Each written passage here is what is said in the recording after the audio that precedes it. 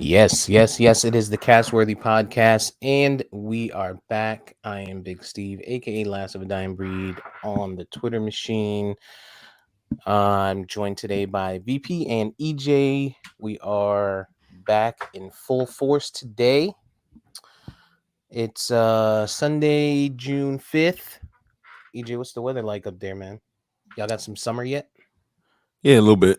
There's 80s. It's like 70 right now. Probably climb a little bit more. I guess summer solstice isn't until January 21st anyway, so yeah, you kind of still in spring, so you just want better. Yeah, we getting there. It was pool weather yesterday. Mm, aha. In the DMV, pool weather in the DMV is just water and a bunch of people sitting around there, right? Oh man, forget about it. But Nah, cause when it gets scorching hot here, people get in that pool. You know mm, that East Coast heat beating down on the concrete different. That indeed, Northeast summertime heat. it is. I think it's worse. It does get worse there than it does here. I mean, it's hotter here more frequently, but like when it's hot there, it's nasty. Probably because there's not central air everywhere. You know what I'm saying? That too. That too. People still got window units. Like y'all Hmm. had window units, y'all would die. Right. You- Yeah. Yeah. Yeah. It's hot as shit here. Of course, Florida. VP, what's going on, man? You have a good week? Um, the week was okay, man. Had a little bit of a scare yesterday, man. TJ had a tournament down in Tampa. I get a phone call from my wife, like, "Hey," I'm thinking she called and let me know we got here. She's like, "Hey, just let you know, I was just in a car accident." I'm like, "Oh shit, what the fuck?" Mm. So she's like, "Everything's fine." Like a little fender bender. The road was wet. She hit the brakes. The car kind of slid. She tapped somebody in the back, and then the girl actually was trying to leave. I was like, she gonna leave? Let her leave." And she was Right. like, nah, because she took pictures of our car and the license plate. I don't want her to come back like a week, talking about, my neck, my back, all this kind of shit like that. So I'm waiting for the cops or whatever. I was like, yeah, that's probably a good idea. Right. So, She get home and get her bumper taken off by her boyfriend, and then be right, like, "Yo, they hit and run." right. TJ's like freaking out because he's gonna be late for his tournament, but like he's bold in tournaments that director hosts a lot. So they call like, "Yo, we got in a little accident. We're gonna be late." So he's like, "All right, I'm gonna try to stall, so y'all can get here." And my brother lives in Tampa, so they called my brother. He came through, picked up TJ, took him to the bowling alley while Aaron waited for the cops and shit. And then like, when the cop got there, he told her, he was like, "Look, I'm not gonna get you a ticket." He was like, "It's super minor. Like her car got like some white paint from our car on it, no damage other than the paint, and then our car just got like some scratches basically." And so the cop's like, "I'm just gonna give you a warning. I'm not gonna give you a ticket." He was like, "But just to let you know, she did tell me multiple times, her back was bothering her. I offered multiple times to call fire rescue to get her checked out. She declined every time." He was like, "It's not for me to say somebody's full of shit, but I'm just letting you know that that's what happened." You know what I mean? So, That's good. Shit. Nice little thorough investigation here in Baltimore. You get a fender bender, niggas be like, come on, man. It's nothing to see here. I'm out. Right. I'm out. Damn. Cliff came through and saved the day again. yeah. So Shout out to Cliff. yeah, Always there. Glad Aaron and TJ are good, and it wasn't anything major. yeah. And he was freaking out because she was dealing with the girl, and so she told him to call Cliff, and Cliff's like, "Man, TJ never calls me." So he answered the phone like, "Well, yeah, hello, what's going on?" And he's like, "Uncle Cliff, we got in a car accident. Can you take me bowling?" So y'all gotta get shit done, B. And he's like, my brother's like, it wasn't no like, we got in a car accident, everybody's fine, it's okay, I just needed da da da. He was like, "We got a car accident. Can you take me bowling?" Mhm. Like, He's like, look, yo, Got shit to do. I know TJ was probably hot too. Like, God damn it. Yeah. God you damn all you always making me late, man. it. So, That's funny. but yeah, everybody was all right, man. So I mean, if she does do something, that would be, that's what insurance is for. They'll take care of it. So, Yeah. but That's what I be trying to tell people, man. Cars are machines, like can't trust them, them brakes and all of that type of stuff. I try to tell people that all the time. yeah, It's tough. Florida's a no fault state anyway. It's usually really tough unless you got unless there's some major damage down here. yeah, For them to really, whatever. The insurance company will cover it. The worst thing that you probably have is it'll show up on your on the insurance record, so that sucks. And yeah, it'll show up on the Carfax. So when you guys do go to trade it in to get yourselves a new car, the value will be decreased a little bit, even though it was just a fucking tap. You know what I'm saying? yeah, That yeah. shit sucks. But And it's like I was telling her yesterday. It's not for me to say like somebody's full of shit or whatever. Just kind of like the cop said, but I saw this thing on like the insurance industry on like a special that Anderson Cooper did like years ago. And there's one person, they were in a very minor fender bender, like nothing to see here. And a couple days later, they were like their back got fucked up. They ended up having to go to the hospital, chiropractor, physical therapy, all kind of shit. And then when they tried to get the insurance company to cover it, they were like, "Oh no, it was just a fender bender. Get the fuck out of here," And they spent years like doing lawsuits or whatever to try to get that shit covered. So it sounds like the person's full of shit. You know what I mean? But who's to say? You know what I mean? true. Yeah, I mean, good thing that's what insurance is for. It ain't Right. like they can sue you in this matter. It's only those kind of heinous vehicular situations where somebody, is drunk and hit somebody, manslaughter, shit like that. This, insurance to take care of that. Right. Yeah, brush it off, man. Yeah. And you got the military joint, don't you? You have USA. Oh, so Good. they probably won't even raise your shit. Who knows? Yeah. I mean, the last time I was in an accident, they took care of everything, man. It was what was crazy about it was I had called for something. This was probably like 4 or 5 months after the accident. And I don't know what I mentioned, but I mentioned something about that accident or whatever. And the lady was like, "Yeah," she was like, "They sued you." And I was like, "What?" And I was like, "I never got anything." She was like, "Yeah, we took care of it or whatever." She was like, "But they sued you." And I was like, "Oh Yeah. shit." Like, USAA's way of taking care of it. They send a little team over there. Right. A little wet Fucking work. crooked ass government.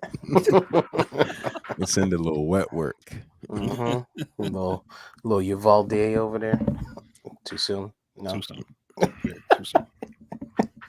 Speaking of which, see that just that's segue. Mm-mm. What's the aftermath, man? The aftermath of the events that took place in Uvalde. As you see, there's a lot of people that are, I mean, not the right people, but there's a lot of people that seem to be talking police gun reform, all of that shit. Obviously not in the political space, which is where you want it. I saw that the Governor Abbott, put out something that said more presence, more trained presence, as part of his little task force thing he's building or his action plan, and more better reinforced doors.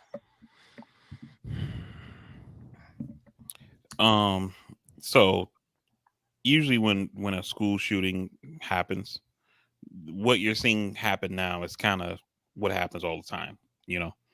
It's they come out, oh, how did this happen? We got to investigate. We got to do more training. You start seeing these crazy solutions like one door for the whole school. Fuck the fire code. Hopefully there's never any other kind of emergency where the people need to get out. You know what I mean? What if the shooter gets in that one door and that's the only way to get in or out? You see what I'm saying? Or just stands in front of that motherfucker. Right. So you start seeing like these type of like solutions, quote unquote solutions kind of come out, and then nothing happens. you get a working group in the Congress. So already, Chris Murphy, senator from Connecticut, Joe Manchin, a couple of Republicans are talking about something that could be done Joe on gun Manchin. reform. They'll talk, and President then Joe. right, they're gonna talk, and then nothing's gonna happen. And it just gets lost, until the next one. I mean, if you think about it, where we are now, the last number I saw that says since Uvalde, there's been 20 mass shootings, right? And a mass shooting is what the FBI categorizes as an event where 4 or more people are shot or killed. Um, so we've had 20 mass shootings since Uvalde, and nothing's done. You know what I mean? And what we have to come to the realization of is that we live in a country that thought that it was acceptable to do nothing after a gunman killed 20 something 5-year-olds and their teachers in Sandy Hook. So, Uvalde Not is just not not on only the that, list. not only that, we had people that questioned whether or not it was real Right. to Oh, this right. day. And You and know, the other, go ahead, Steve. I was gonna say the only Joe that can save us now is Joe Clark. That's it. When you talk about reinforcing these schools, you want reinforced doors, Joe Clark got Chains you. on the doors, chain the doors. But I mean, you're looking at a nation, one of the youngest nations in the world, right? Hmm. Where violence is it's like American Pie, like VP says. Watching Tombstone the other day, and Mm, I know you guys, great especially film. Steve, loved that film, but Yeah. I've it didn't watched it 3 age times well this for week. me.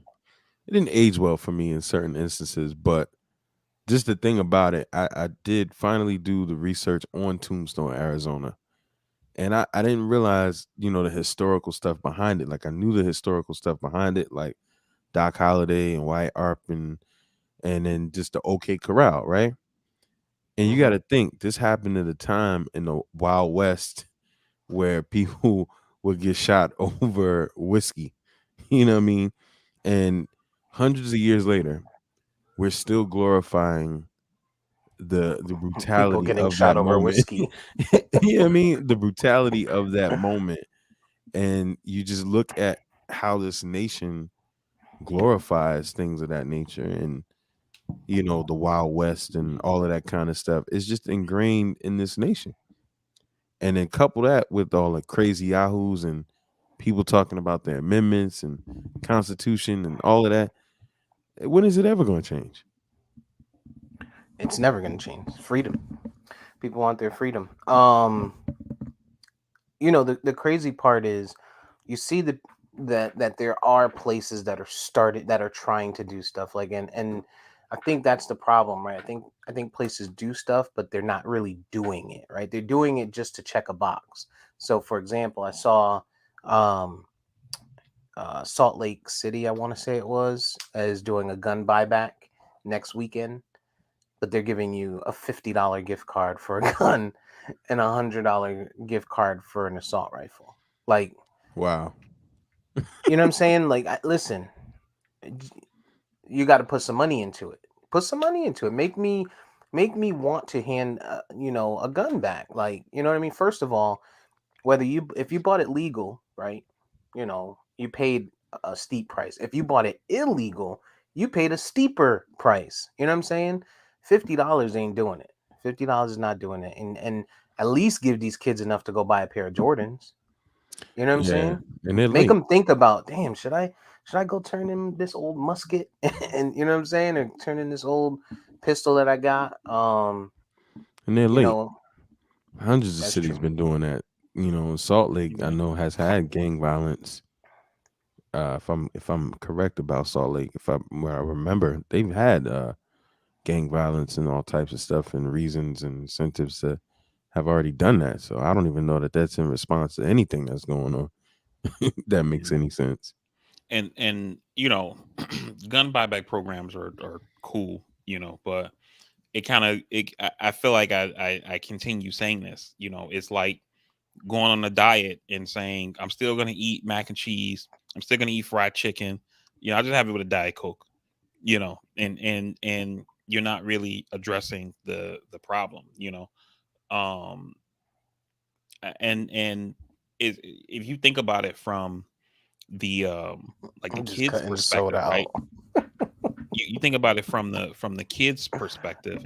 EJ talks about, like, researching on Tombstone and the things that happen in that era, right? And how we're glorifying, that kind of thing. But think about what we're teaching these kids, where they got to go to school and do mass shooter training, figure out how to duck under desks, and where's a good place to hide. What could I use as a cover, and that kind of thing.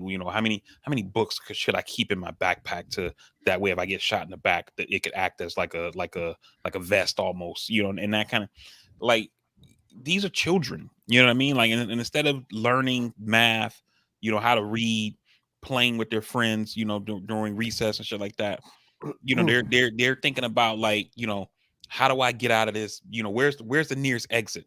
If Barricading I'm the if I'm door. right, you know what I mean. If I'm in the library, what's the quickest way to get out? What's the quickest way to get out if I'm on the second floor bathroom? And like, these are children. The whole shit is fucked up, man. And then, to add insult to injury, I don't know if you guys saw. I had posted in the chat yesterday about how that one mom, the one who went into school and got her kids out, now that her story's kind of getting out there because the cops feel embarrassed. They said her name is Angeli Rose Gomez. She was the person who, she saw the news, drove 40 miles to the school. She got cuffed. Then they uncuffed her. She ran to school, got her kids, and ran out. She said she got a call from the police saying that, like, basically, if she don't shut the fuck up, they're gonna give her a probation violation, because apparently she's on probation for something, for obstruction of justice. Yeah, So give no, give me more backstory on that. Like, what exactly was this in the So same city or? no, this is this at the school this shooting was in at Uvalde. Uvalde. Oh, This this is woman is at after. work. No, she's at work. She works like Uh, 40 miles away. She dropped her kids at school, went to work. She gets the alert on her phone. There's a shooting at this school. That's where my kids go to school. Boom, I'm out. She shows up to the campus. She's trying to get, like, what the fuck are you guys doing? You gotta do something. You gotta do something. You gotta do something. The cops put her in cuffs. Not sure who cuffed her, but there's a bunch of cops there. She gets put in cuffs. But since Uvalde is such a small community, it's only a community of like 15,000 people. Everybody knows everybody. So the local cops go and talk to whoever it is that arrested her. Was like, yo, her kid goes here. She's hysterical. Let's let her go. They're like, all right, cool. So they took out the car, uncuffed her. They uncuff old girl. Shorty breaks through the line, jumps the fence in the school, got her two kids, got the fuck out. You know what I mean? So when the media starts reporting this, they're like, oh, here's a story about this hero mom, whoop, whoop, whoop, whoop. Now the cops feel embarrassed, and apparently she's on probation for something that happened whenever. And they're like, yo, like, you need to, shut the fuck up about this shit, or we're gonna hit you with an obstruction of justice charge, which is a violation of your probation, and you're gonna be back in jail. Yeah. Shout out to her, man. Listen, after seeing some of the video and hearing some of of what went on, and even hearing the police that were like, yeah, we wanted to make sure, and it had to be safe for us to go in. It's always safe for you to go in. It should always be safe for you to go in. You're talking about children here. You're talking about one man with an assault rifle against however many of you motherfuckers are standing around. If you're not willing to give your life for a child in that kind of danger, then that's not the job for you. Right. Like I say it all the time. I criticize the fuck out of cops, but I wouldn't do it. I'm selfish. You know what I'm saying? Firemen as well. I'm selfish. I'm not running into a burning building for somebody else's grandmother. You know what I'm saying? Or, it sounds mean, but I know who I am. You know what I'm saying? I'm not gonna go out there and try to play like I'm some type of fucking hero and be like, oh, I'm a cop. I'm the law. I'm law dog, right? And then some shit happens and I'm a coward hiding behind a car. Like, that's not how it happened. That's not how it should be. Mm. And like I said last week, they would have had to see me. Like, I probably would have been arrested. I might have gotten beat up pretty badly because, listen, you going or I'm going. You know what I'm saying? Like, there's no way you just gonna stand here. Wasn't there an officer on that force that had a child, or the teacher's husband? No. Or You're right, but he wasn't one of the responding officers. That mm, officer, they said he was off duty. He was actually getting a haircut. His mm, wife is a teacher at the school, and their kids go to the school. He gets a text from his wife like, "Yo, there's a shooter in the school." And my man jumps out of the chair. He was like, he had just sat down to get his cut. When he got the text, he jumps out of the chair. He didn't even have his weapon on him. So he borrowed a mm, shotgun from the barber, hauled ass to the school, and he went in and got his wife, his kids, and several other kids out. Let's mm, rewind that. Let's rewind what you just said, right? mm. When we talk about gun violence and the need to not have guns, and right, and the need to kind of minimize some of the guns that are out there. And you just said he borrowed a shotgun from his barber. Like this is the world we're living in, right? You know what I'm Yeah. saying? And to me, I think Texas is an open carry state, which makes me feel like there had to be more individuals in that area that had guns. Yeah. You know what I'm saying? And all they talk about is good guys with guns are the only ones that can stop bad guys with guns. Well, where were the hmm fucking good guys? It was 19 of them outside the classroom while the kids were getting shot up Well, Well, what in the about the house. we what about the good guys that are all for open carry? well Because I'm sure we they know were out there. the main reason why the response was the way it was. This is a Well, Mexican that's the other community. part. Yeah, You that's the other know, part. if if this was Palo Alto, I don't know if Palo Alto has population of Mexican people or Caucasians, whatever. But if this was somewhere else, That's kind of Austin. Silicon Valley, so it's mostly Caucasian. yeah, it's the response. They got the response that that community gets from police, and you've Mhm. seen a number of people saying that, and it just doesn't make sense, man. I mean, and then we talk about this. It seems like every week, man. Black people protest. You know what I'm saying? We march, we do something. Black and brown people march, protest. All of Hades rains down on us. This shit happens. Nothing. And not to mention, they killed this guy. Dude in Buffalo got away unscathed. It's clear. It's Who clear. got It's killed? not the The Uvalde policing. shooter. Yeah.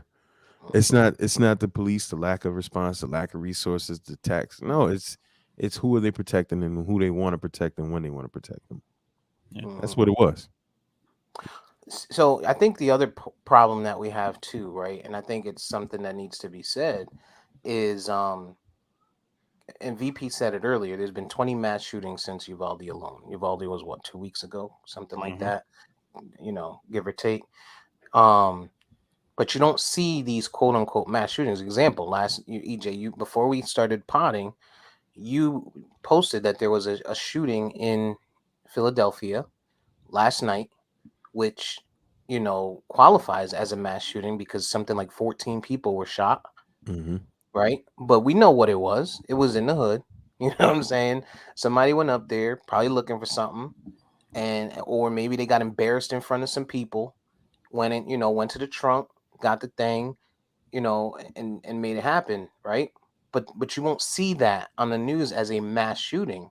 You know what I'm saying? Like you will now because it's right after the school shooting and it's because you searched for it. But like you only heard of it because someone on Facebook mentioned it and then you searched for it and it came up on Philly News, right?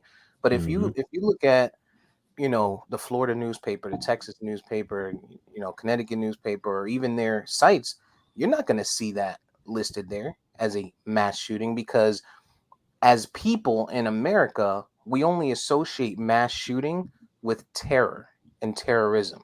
We don't associate mass shooting with just general, mental health or violence, right? Like last night, where people are getting shot, 14 people get shot. So technically, you got a mass shooting there, right? And if you take all of those and you try to make your case for guns, it might make it a little bit easier. You know what I'm saying? And again, right? I never wanted to be missed, right? That I say it every pod. I'm an avid gun owner. I'm a supporter, but I'm at the point now where assault rifles, and you start to really think about it. Why? Why do I need an assault rifle? Why do I need a 30-round mag? Why do I need two of them? Because I got two of them, right? Like, why do I need them? Well, to your point about the urban aspect of it, look at our cities, man. I mean, you have instances in DC. I remember where it was the cookout where multiple people were hit. They never classified that a mass shooting. Just the string of shootings that can occur in one night in a city like Baltimore. These are urban pandemics in themselves, in the sense that you have people getting killed, where Baltimore is at a 330 murder rate on average a year. You know what I'm saying? And we have a gun problem, and we talked about this before. All the illegal guns on the street. Did the ATF ever grow in size in over 30 something years? No. Are they tracing these joints and they getting to the source of these joints? No. I mean, we do have a serious gun problem in this country. And it seems that the needle only moves when people are moved.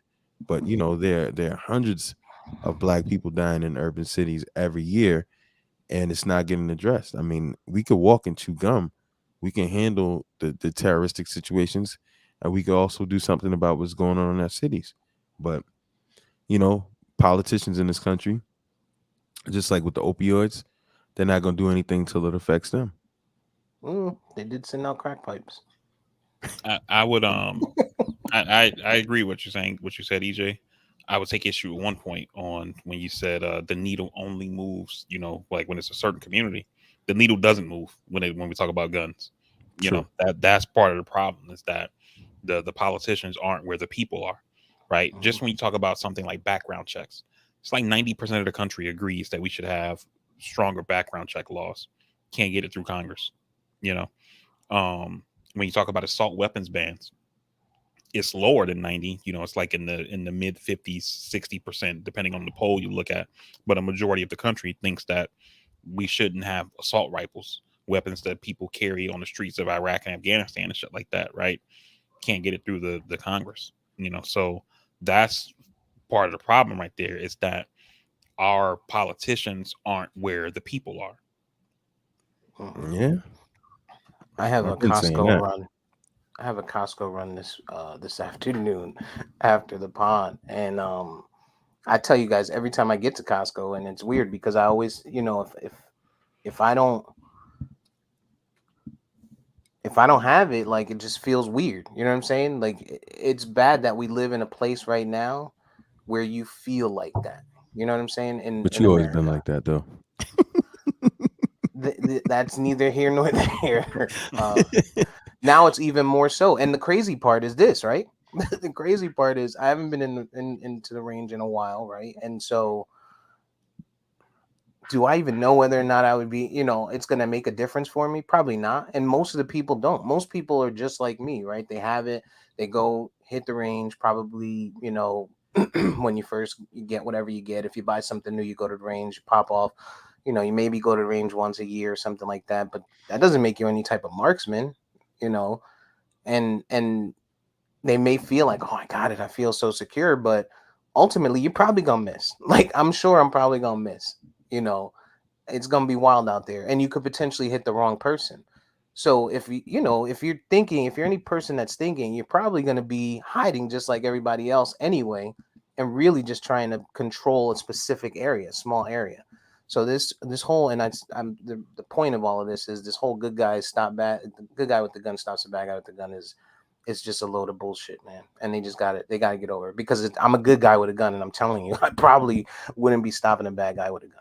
Right. Would I try in that school situation? Most likely, yes, because it's kids. But in Costco or something like that, I'm probably gonna put myself in a restroom, and my back to the wall, like you know, and hopefully, but I'm not going looking for it.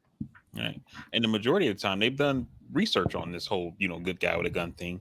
The good guy usually hurts innocent Loses. people, Mhm. or they get killed because, like in a scenario in Buffalo, Buffalo. you got a retired cop, a guy with training, but he had a handgun, and this guy had on tactical gear, armor, and had an assault weapon. So his handgun was no match. He was Mhm. overpowered, so. Right. Yeah. Um. Man, I don't know what it's gonna take. I know that they need to. There needs to be something done. We know that there's nothing going to be done. very pessimistic about it, and rightfully so. And I think we should be. There was video that was taken in Buffalo because the guy live streamed it on Twitch, and I feel like we talk about it all the time. It's nothing until you see it. They probably need to go ahead and put that video out. They probably need to talk to the family members, that may have been in the video, get their clearance and see if they can utilize that to put it out there so people can actually see this shit. Because I always go back to Ray Rice. Ray Rice was smacked on the hand until they saw the video. Once they saw how he punched his girl in the face, then things changed. We haven't heard from him since. Yeah, I mean, again, going back to the nature of this country, we're at a point now where we're so desensitized to violence. The world star, the all of that shit. Like, we're in a time where everything is in the palm of your hands. And I tell people all the time, like, our parents' generation, they listened to Vietnam. They had recaps. They had, reporters telling them what was going on. Now we see so much shit. We're just desensitized. And the fact is, people think it's okay. And it's a sad time that we're in. And shit, I mean, we talked about the politicians on January 6th. you know, all of that shit happened. And still, when it came down to bringing this whole situation to justice, you had people that was in there that was like, oh, nah, wasn't that bad. We're good. So it's, when you really look at who's running the show here in this nation, it's crazy. It's insane, man. And I'm still waiting for the George Floyd bill to pass. We had the situation in Buffalo. Where's the bill protecting black folks? And we've been dealing with this shit since the start of this nation. Ku Klux Klan is still incorporated. You know what I mean? I don't know. I don't know what it's gonna take, man. I really don't. And as a people, we need to be worried about coming together, versus these hoochie daddy shorts and all that other shit. We need to be coming together and really batting down and protecting our communities, because I mean the shit that goes on here in Baltimore, man, the violence, the murders, is just, and I tell dudes that I work with all the time, I'm like, y'all not even seeing the play. And in DC, a lot of these kids are having gun charges and things like that, with the understanding that, oh, it's only going to be a year's time, I'm gonna be good. But they're not even listening to the political move in which they're talking about making, these gun crimes more and more years.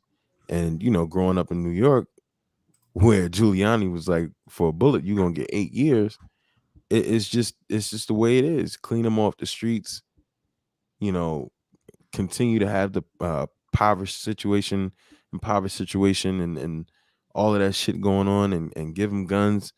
And like Pac said, give them guns, step back, watch them kill each other. The cycle's just continuing. And meanwhile, we have the supremacist groups doing all the things that they're doing. You have the police, what was this, in Wilmington, North Carolina, talking about how they just want to wipe niggers out. These are people with badges, bro. So when VP talks about how we don't make it from routine traffic stops, this is why. Like, it's a serious time right now, man. And we just, these things happen, and we just go about doing whatever we do. And it's like, fuck it. Like, it never happened. It's insane. And we raising kids in this generation. That's the scariest shit about it. We're raising kids in this generation. It's funny you say that, because I remember when Giuliani did that, and then in Connecticut they've kind of followed suit, and you know it didn't get him off the street completely, but people really thought about it, especially at least in the hood. You know what I'm saying? Like, you heard that regularly, like, yo, you're getting 10 each. Oh yeah. There's a people really, really, really thought about it, being caught and dealing with those consequences. And then you got to make examples. Like, New York made an example of Plexico Burris. Like, there's no exception to the rule. You're a And football Shine. player. You were carrying in Shine. Shine is a little different. At least he shot, or allegedly, by the story, shot at someone. Plexico dumbass just had a gun and shot himself in public. Yeah, he was wild for that. This man had But a no velour track. exceptions. He had a velour tracksuit and a pistol. The fuck were you thinking? Yeah, he wasn't. That's the problem. He wasn't.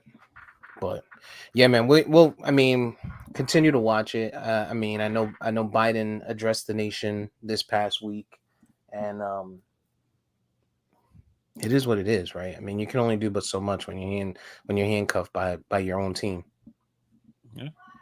The real President Joe in Joe West Virginia. Manchin, we run these streets.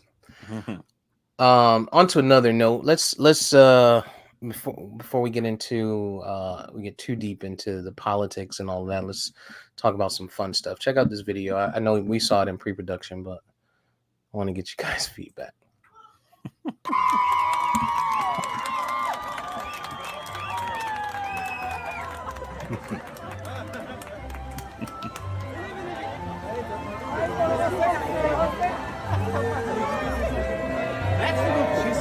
Yes, that's great, but over here she's gonna be even better.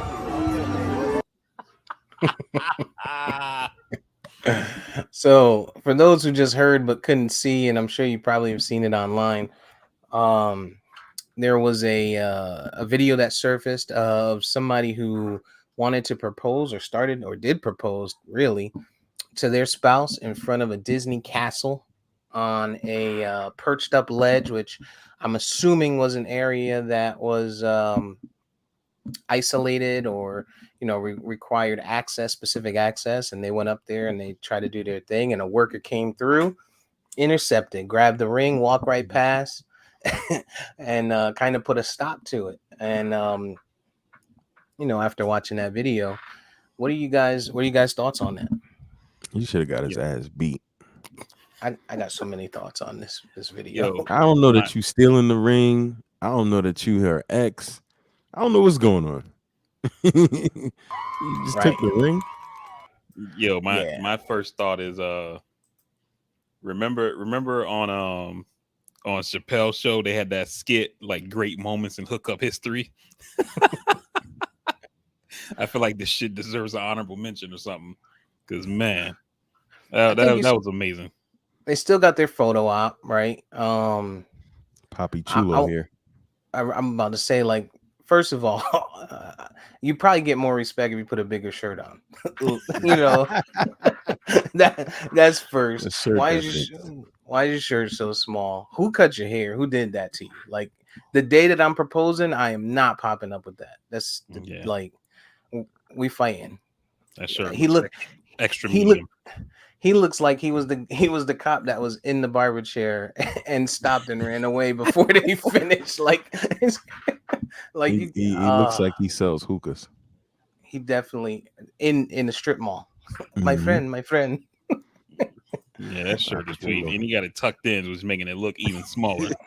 Right. He's definitely from Florida. Or Europe. Which That's is Poppy Florida. Chulo right there. Yeah. You I think, but listen, man, from the worker standpoint, right? He's doing his job. Here you go. Right. Here you go. His He's doing job is not to grab a not potentially $3,000 ring and walk away with that shit. Nah. If you're wearing a Hanes t-shirt to propose, I'm thinking your ring ain't 3,000. We talking And then on top of that, I mean, you think about we talking about old boy Brandon, the Coach 30 dude in the pre-production. Like, I'm pretty sure there's a manager somewhere after work would have been like, look at this dude up on stage. He's getting ready to propose. Look at the work Yo. over here. What is he doing? You know what I mean? Like, so he's like, yo, this job already don't pay shit. I can't lose it. You know what I'm saying? right. But listen, man, when you actually when you like your job, which this guy probably does, you're willing to do that. Yeah. When there's perks to it, like he gets to go to the parks. We now learn that Disney is paying for education. There's a lot to be lost by him potentially losing his job because he want to let you get your little photo op off. Like, Right. listen, man. Because I'm not sure if Disney has said anything, but I bet if they did in a statement, they might be like, we don't think that it's cool for our employees to grab guests, personal items or whatever, even though the person was in a restricted area, da da da da. And then behind the scene, it probably was like, Good work. Right. Got a No, little bonus. but I'm sure in whatever statement they put out, they'll probably talk about guest safety. You know what I mean? Because they're getting slammed. Like they're getting slammed as, what did you say that it was showing as VP? The Oh, Kingdom. the Tragic Kingdom. Tragic Kingdom, and Mm-hmm. people are like, oh, this is supposed to be the happiest place on earth. So they still got a brand to protect, Right. so they can't just slander and throw him under the bus. They could try to make him take the fall, but then what if he comes out like, listen, this was my job. They tell And me keep this area secure and safe. right. And on top of that, right, let's not forget the fact that Disney is a corporation. And what do corporations do? Their number one job is to separate their customers from their money.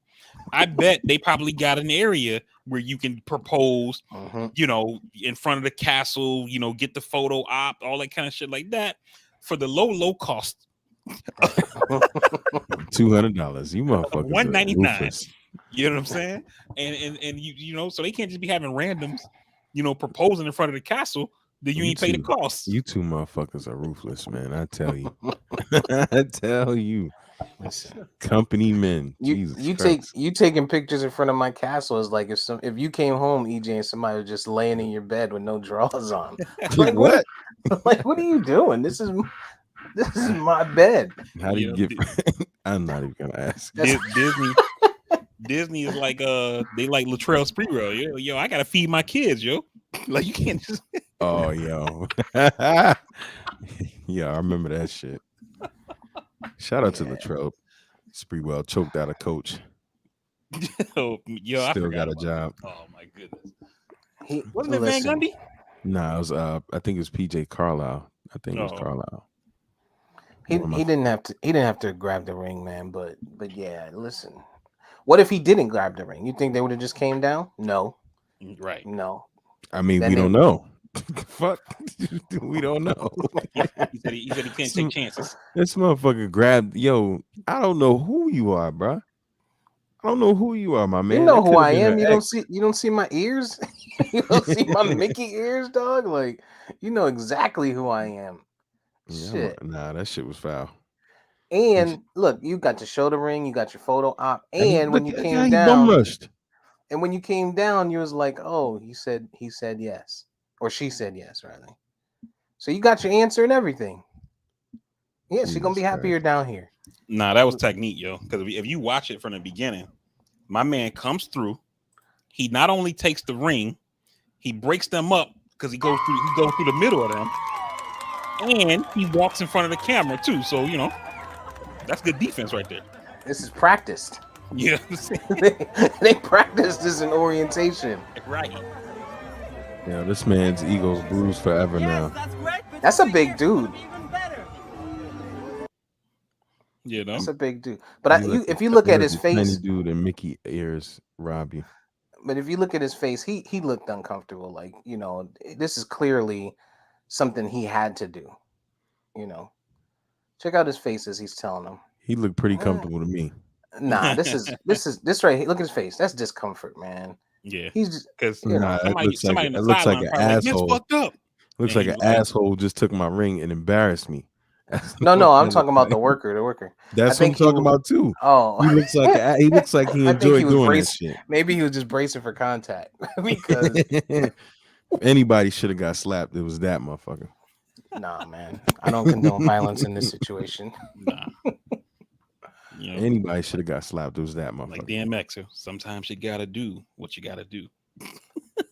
You gotta save. You gotta listen, man. Save your money. Save your job. He went up there, did what he had to do. Yeah, all right. Like, look at my man protecting the bag. Yeah, all right. You're trying to be the manager. You're trying to be the boss, man. You know what I mean? You don't want to wear Mickey ears forever, EJ. Right. You talked about Sprewell. And watching these NBA finals. The Boston Celtics are playing against Golden State. Golden State, who was my dark horse to make it to the finals. I'm the only one still on this pod who has a dog in the race. Just a reminder here. Golden Good for State you. came out hot. Steph Curry put out 21 points in the first quarter, and then Boston just decided, enough of that. The second quarter, he didn't score at all. He had 21 at the half, and then he ended with something like 34 or something like that. He only scored 13 for the rest of the game. Mhm. And they were up at some point. I think going into the fourth quarter, they were up something like 9 points, and they ended up, you know, losing by a significant margin. Mm-hmm. You They were think up this like was? 3 minutes left. They were up like 8 points, and Mhm. they lost by like 18 or something like that. You think this is You think this is a sign of what's to come in this series, or do you think there was some you think this was just a right place, right time type of thing? What do you guys think about this? I absolutely don't think that it was a like a sign of what's to come. He's biased. I said I am. No, I won't. I'll stand on that. But I think that Boston has been incredibly lucky at times. They have a great defense, and I'm not trying to take that away from them. Right? Marcus Smart, defensive player of the year. They're well coached. They're young. They move. They have a good defense, no doubt. They got good perimeter defense with Williams in the middle as well as Horford. But it's not like this team can. They're not like the 2000 Ravens or somewhere they cannot be scored on. You know what I mean? Teams are missing open looks, and it's not This even nigga. like that. It's not like they're forcing you into bad shots. Teams are getting great looks and just missing. The Teams Warriors, by you meaning teams, you mean Miami? yeah, Miami, and then this first game and against the Warriors. I mean, EJ, like real talk, right? And I don't want to step away from the series that Jesus much, but Christ. Here we go. think about Game 3, right? Game 3.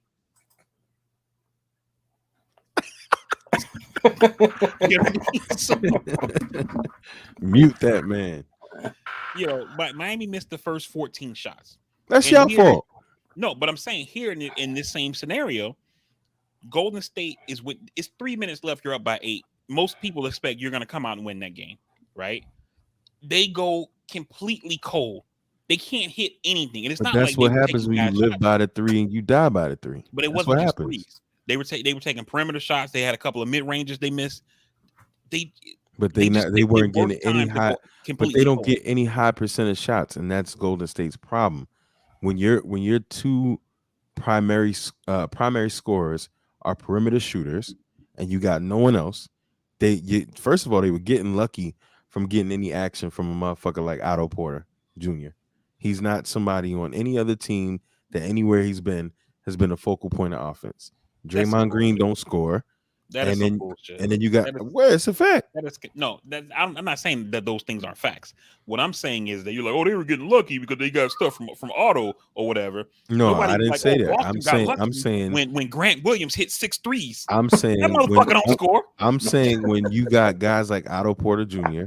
that are giving you this production that they've never given in their entire career, you start to get ahead of yourself. And when you can't make those high percentage shots when it's coming down the stretch, this is what happens. Boston is a more complete team. Boston has the two perimeter guys. They got Marcus Smart. They got Horford that's gonna be a high percentage shooter.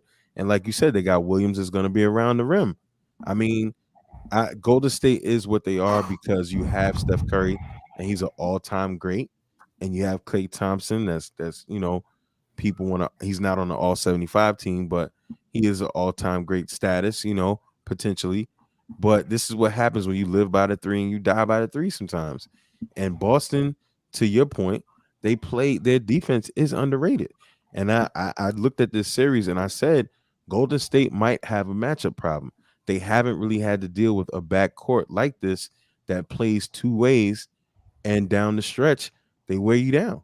And I mean, with Miami, y'all were beat up, y'all were hurt, y'all didn't have a lot of offensive output from anywhere else other than Jimmy Butler. And this dude was fucking getting a backache from carrying you motherfuckers. Like, you know what I mean? Like it's tough. So I mean, I took Boston in 7 for this series, but I anticipate, Golden State coming out and, maybe routing them tonight. But I'm not surprised that they lost that game down the stretch. I'm not surprised. They're gonna have to find different ways, easier ways to get buckets down the line because to your point, yeah, they went cold, but that shit happens. And if you're living by the three and you die by the three, that shit's gonna happen. I mean, it was a stretch of this game for like 2 minutes where they were going back and forth down the court shooting threes. And Marcus Smart even said in the timeout, like, we can't keep letting this shit happen. Get up in these dudes' faces and change the game. I was looking for the I was looking for someone that put some numbers out about that game. Marcus Smart, when he was defending specific individuals, what he gave up versus what he didn't give up, etc. I think the only person that was able to score that game with Marcus Smart on him was Steph Curry, and he only scored 6 points while Marcus Smart was on him. Draymond Green scored zero. I think Clay scored zero. Maybe he had 2 points, but it was significant. Like it was impactful. You could tell Marcus Smart was extremely impactful in that game. And defensive player of the year. This guy, we talked about it. They they tried to kill Marcus Smart coming out of college. Yeah, Um, Oklahoma even even State. even his first couple of years in the league, they tried to make it to where every other point guard or every other guard that touched Boston was going to be, should be the guy versus Marcus Smart, even though they drafted him pretty high. So, oh, here it is. Marcus Smart, so he was on Steph Curry for 29 possessions, and Steph only scored 8 points in those 29. He was on Draymond for 11 possessions. Draymond scored zero. Wiggins for 6 possessions. Wiggins scored zero. Um, and that's that was the extent of his defense for the evening. I mean, of course, there was probably some other plays, but ultimately, when you're talking about Steph Curry, Draymond, and Wiggins, he kept those two from scoring at all, and Steph Curry only scored 8 points. So defensive player of the year, we're seeing a guy who's making an impact here, and that's all you ask for. That's all you can ask for is for guys who live by or make a name on a specific aspect of the game to show up in these big spots. And that's what I think that was the difference maker in that game. Here's the problem though, right? We're gonna find out right now what Steve Kerr is made of as a coach, because we always say that's Mark Jackson's team. And they've always just been raw talent, and raw talent has always beaten others, right? But this team they're playing has raw talent on both sides of the ball, if not more on the defensive side than the offensive side, which is going to really be, a challenge for Golden State. So he's going to have to find some way to get people involved. He's going to have to make some adjustments, maybe get Looney in the game. When you got Al Horford out there kind of, winning in the middle, and Williams winning in the middle, and your big man is Draymond, you might have to get bigger than that, pause. And so that's what we're gonna see. And Ube Udoka, I think that's his name. Ube, I think that's his first name. Ime. Ime, same shit. Udoka. Udoka. You're disgusting. A lot of people criticize this guy, man. For that hire, criticize Boston for that hire. And they started off rocky at the beginning of the year, and people were like, see, this is not the guy. But he is the Coach Popovich tree guy, played for the Spurs, knows everything. Pop basically came out and said, hey, let Steph Curry do his thing, and we'll see what other people do. And that's how it started out, 21 points, and then he adjusted. So he's looking like a really good coach. I think it's gonna be difficult, man. But Golden State can't lose tonight. I'll tell you that much. Nah, I think that you're right, and you went exactly where I was going, especially like listening to you throw out those Marcus Smart stats, right? Because that's a coaching thing. You know what I mean? When you watch that Miami series, how many times you saw Marcus Smart guarding Jimmy Butler? Mm-hmm. They kept screening him. Let's get it. We got to get this fucker off him, but we want our guy to score. Right? Where was the coaching at on the Warrior side to say let's screen him with like that guy, what's his name, White, the one with the little fro, light skinned Yeah. dude. Yeah. He's a liability. As good as that team is defensively, White is a he's our Duncan Robinson or Tyler Hero. Right. He's a That's liability on the defensive side of the ball, and so they kept screening whoever he's guarding. Screen with him, you get him on the guy you want to score. And that's a coaching thing. So to your point, Steve, we're gonna see what Steve Kerr is made of tonight. I saw something on that show Speak for Yourself with Mhm. Marcellus Wiley and the other dude. And the guy was like, in sports, and this is probably something that EJ knows since he played, organized sports in college and shit. He was like, you see what coaches are made of, not in the beginning of the game, but in the third quarter.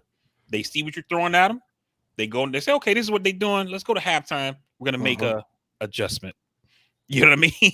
And then You you come feel it. out and you see what happens. You know what I mean? And to your point, Steve, Steph Curry goes off 20 some points in the first half. They adjust, and that shit don't happen no more like that. You feel it. You feel it. You feel the tempo of the game, and a team that is well coached, they can get in a situation like Boston got into, and there was no quit. Any other team would have been like, we're on the road, hostile territory. This is Golden State. This is Steph Curry. Let's pack it in. No, they turned the corner and they said, nah, we're going to dog this out. We're going to wear them down and we're going to beat them. And the other thing about it is, VP, right? We talked about this, and I don't know if y'all remember, but we all felt like the Eastern Conference was tougher than the West this year in the playoff run as it goes. And you're talking about a team in Boston that went 7 with the best team in the NBA at one point. You know what I mean? So as opposed to Golden State, they played a Memphis team, young team. They'll be back. And honestly, that team has, to me, more issues going forward because they were better seemingly without John Morant on the court. But we can't have that going forward. Then you got Luka, who I've always said about this Dallas team. I watched them all year. They weren't that good to me. You take Luka off that team, they got nothing. So here Golden State is in the finals. You're now dealing with a team that plays two ways and they play all 4 quarters. This Boston run is undervalued, and you make a good point, EJ. They played Brooklyn, then they played Milwaukee, and then they played the Heat. They probably played arguably the most talent in the league, right? In those 3 teams. When you talk about Brooklyn with Kyrie and KD, then you talk about Milwaukee. Even though Middleton wasn't there, you still had Greek Freak, you still had Drew, Defending champs. and the defending champs, and then you played the Heat. So who had the best record, right? They may not be they don't look the best on paper, but these guys get it done. And they don't have a coach. So imagine if they had a good coach. Right. Like, these guys could be so much better. Damn, you're Actually, honestly, the Heat though, having the best record this year, they kind of look like, and they were boring this year. They kind of look like the Spurs we knew for those they years. look exactly like the Spurs. They were just sound. They were just a sound team. They played the right way. They didn't take stupid shots, throughout the season, and it led to wins. But either way, right, back to Boston, they have a lot of talent on that team. Golden State's going to have to, they're going to have to not do that thing where Steph Curry gets hot and everyone just stands around. You know what I'm saying? Because that's what happened. And to your point, both you guys you alluded to this now with Steph Curry being the guy just going off. VP, you alluded to the raw talent factor. I think their finals wins is like 8 and like 18 or something like that without Kevin Durant. Don't quote me on it, but it's lopsided. So, while Kevin Durant is getting killed for not winning without them, it's looking a little rough for them without him. I mean, you can argue that, right? But the chip they always going to have or the trump card they're always going to have is that we won without him. Right. Mm-hmm. You know what I mean? Oh yeah. We won with him too, but we won without him. And that's kind of one of those. That was kind of one of those things that LeBron was facing for a while, right? Because it was like, okay, yeah, you won in Miami, but yeah, Wade won without you. You know what I mean? And then when he finally got Wade also won with fucking Shaq. I mean, we always gloss over that. Like, this is the most dominant player in the NBA. Like, it ain't like he won with the hookah guy. Like, we don't have to get into one of these kind of debates, but I love how when we talk about the Heat, Wade had Shaq. When we talk about the Lakers, nobody said Kobe had Shaq. Yeah, we do. Shaq is a nobody. I think we do. No, people do. Yeah, people do the try most to do that. dominant. Like, come on, yo. Negro, please. Negro, Wade. please. Anybody that Nah. has Shaq, how many? I mean, Shaq. I would argue that Shaq is probably in one of the modern era. He's probably been to the finals, on his own and with these guys probably more times than anyone else. Because this dude took bum ass Orlando far, and with the Lakers, In the I mean, modern era, yeah, yeah. As a yeah, and rookie. I mean with the Lakers, him and Kobe was damn near unstoppable. I mean, outside of those series with the Kings that I felt like, No, they I got get what you're cheated saying. on, I'm not but trying to take anything from Shaq. I love Shaq. He's one of my favorite players of all time. You But know who didn't win with Shaq? LeBron, LeBron. that was Hmm. old Shaq though. Come on now.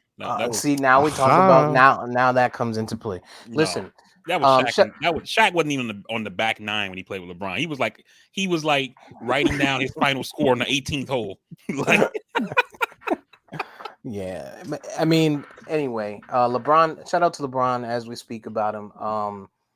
Billionaire billionaire. Bronny. While he's playing, he joins Kobe and Jordan. Kobe and Jordan did that though after retiring. He's the first player to still be active to hit a Billy. So shout out to LeBron James. And really shout out to Rich Paul because that's the guy. Like LeBron he's just the name. Rich Paul Maverick Carter too, not just Rich Paul. Yeah, Mav. and, Yeah, and Mav. But I mean, LeBron is just the name and just the talent. Don't get me Hmm. wrong. That's a big part of it. But a lot of these deals, you talk about it all the time, VP. The deal that he made with Blaze, and when shit he is Magic. Nike deal. turning down McDonald's and shit. Like these are all deals that you had to have someone in your corner. Like you're a great player, you're going to be great, and you can get huge contracts just off of your talent from the league and from teams for you to still be able to get that money on the side and get the right endorsements and the right deals done. He definitely owes some Well, some well, respect shout out to to his him team. for sticking to his team. In the world where the NBA is encouraging you, hey, you got to get an agent. They've got to be white. They've got to be an ex-lawyer. They got to be this. He's like, nah, my homie's got it. I'm gonna put him through Yeah. Right. school. We good. Right, Shout exactly. out And to that's the him. point, right? You're good, your guys are, they're gonna be it. Have the patience. Hey, listen, what Right. do you need from me for you to be successful managing my money? Right. You know what I'm saying? And You and want to and you want to go to this school? Go to this school. Take these classes. Do whatever you need. I'll pay for it. But you need to make my money work for me. I know that LeBron is not the first like player to do this, right? Like not the Billy thing, but what I'm getting ready to say here. But more players need to look at the success he's had with it and becoming a billionaire and say, I need to stop worrying about cash in my pocket right now and start worrying about equity, right? Hmm. How do I get a piece of the pie? Ownership. You know what I Yep. mean? Because like when they talked about it on the shop, and LeBron talked about when Maverick Carter brought him the Blaze Pizza thing, they walked away from McDonald's, and they still had another. I think he said it was another like 12, 15 million that McDonald's was going to be paying him for endorsements. They walked away from McDonald's to start this Blaze Pizza thing, and that's probably a big piece of whatever it is that Hmm. cumulatively made him a billionaire. You know what I mean? And you think about Jack Nicholson, right? With the original Batman, right? In the 80s. Jack Nicholson tells Warner, yeah, just pay me 200 grand to be the Joker, but I want, whatever the percentage was, a stake on the back end. They're like, yeah, okay, no problem. That movie blows up, is a huge success to this day from the 80s. And I got it pulled up here on the screen. Jack Nicholson asked for 200 grand cash and some equity. And so far, he's netted in the ballpark of around $90 million off of that deal. Damn. Man, look at this nigga doing research. That's You know what I that's mean? the impressive part. Forget about Jack. Vari is actually researching. Trying But to earn his keep. Right. But you know what I'm saying. But taking equity, same shit with LeBron. Beats by Dre, when Beats got him to do endorsements or whatever, Yeah. he took a small cash and he took a stake in the company. Beats gets sold to Apple for $1 billion. LeBron made like $40 million off that deal. They wasn't going to pay him $40 million to be in commercials. You know what I mean? Like more players need to start doing that, saying, "Give me Mhm. some equity, give me a piece of the pie." You know, Or they need to just marry somebody rich, like who was that? Bezos' wife? Oh, you talking Yeah. about yeah. You don't even got to marry her. You just got to be part of whatever she's giving that money to. But EJ, you made a point too, and you Mackenzie said Scott, that's her name. Mackenzie, you made a point about not going to the white lawyers and stuff like that, right? And we got we have Drew Jay's Rosenhaus, those guys. right, but you got Jay-Z who does his thing with the athletes, and now you got Kanye, Kanye. right? And Kanye, as crazy as Kanye, people are calling him, Aaron Donald just signed with him. Jalen So Brown Jalen is Brown. Jalen Brown was the Jalen first Brown as guy. well. and Jalen Brown, right? So you got some big name guys. So you're calling Kanye crazy. And we've said it multiple times. We think it's some of it is an act. We think it's publicity or whatever it looks like. But get with people that know how to market you, right? These white lawyers, nothing against them. They're great at their job, right? And agents, but they know how to market Dirk Nowitzki. They know how to market Tyler Arrow. They don't know how to market Jalen Brown. They don't know how to market us the way we need to be marketed because they don't know what fully what we like. Kanye, he can go into a room and say, "Hey, I know what they like. I know what we like, not they. What we like." Right? And market, your marketability goes up. So I just think that it's a The big point that you made there. the other piece of me saying that is that it's like I look at that world like higher education, right? Everything is tradition. It's tradition. It's tradition. We're gonna teach you. We're gonna put you through college this certain kind of way because we've been doing it for hundreds of years. That was the thing with the Drew Rosenhauses, the Scott Bars, and all of these guys that have been agents for years. They do these different things traditionally to these athletes. They weren't telling them what they're making. They're not telling them this. They're taking this off the top and all of these things. And did they really protect or really have their vested interest at heart? And the reality is, when somebody don't look like you, they don't come from where you come from, it's a questionable thing. I'm not saying Drew Rosenhaus is one of the worst guys in the world. I mean, he's brokered great deals for Alex Rodriguez, plenty of guys. But versus Mav Carter Rich Paul. and Rich Paul and even the Ye, like you've never really heard that Ye is a bad dude to the people that From work a with business him. standpoint, You know what right? I'm saying? And he takes care of his people. You're gonna believe that this person that looks like you've been through your struggle, that actually cares about you, should not everybody, not all your skin folk is your kinfolk, right? But should have your best interest versus a Drew Rosenhaus and all these other guys. And the crazy thing is, what do we see from the media, man? How many people were ripping this dude? Oh, you bringing in your homeboys? You bringing in your peoples? Like, this is just it's crazy. It's unheard of. Well, why? Why can't it work? Because this guy isn't a Jewish lawyer who has been doing this for years, and they just know, and they're just gonna Your be better at posse, it. isn't that what they called it? Was it Your posse. He's bringing his posse through and having to make these decisions. I mean, and this ain't that long ago, fellas. This was what, maybe 13 years ago that we was hearing this shit. And now look at him. Yeah. So and more guys have come in the league with their moms being the managers, like Lamar Jackson. He's got his mom as the agent. They was killing him over that too. You know what I'm saying? And this is a dude that was taken where he was taken. Granted, he didn't get his money right now. He didn't get his money yet, and we're still watching that space. But shit, I mean, he had his mom. If you can't trust your goddamn mom, who can you trust? You know what I'm Right. saying? But let them tell it in this, white male dominated society that is in general, but specifically sports. And we even talked about this before. Um, let them tell it. Having your people on board as your agent is a bad thing. And to piggyback on that, EJ, I think also when you look at um what LeBron is doing versus having like a traditional agent like a Drew Rosenhaus or whoever, right? Is that when you sign with Drew Rosenhaus, you're one of, right? One of X, however many people he got in the NFL. I don't know if he does NBA, but I know, like you said, the Alex Rodriguez, baseball. You know what I mean? So you're one of X number of clients that Drew Rosenhaus represents. So how much time is Drew Rosenhaus spending making sure that you're good, you're getting paid as much as you can get paid, you got deals coming in from every which way from around the world, etc., right?